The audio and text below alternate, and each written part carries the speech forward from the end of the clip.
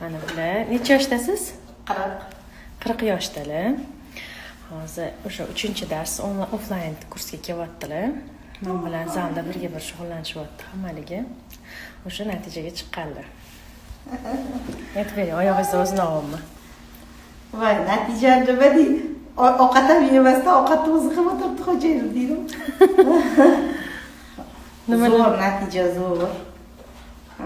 Bu real narsaga borman hozir o'zimda даже dars qilishimga ham vaqt ajratib, bolalarni oldilariga olib, o'zlari qarab o'tirib, darsni qilib chiqib, xonaga kirgizib, ishni qilib bemalol darsni ham qildim.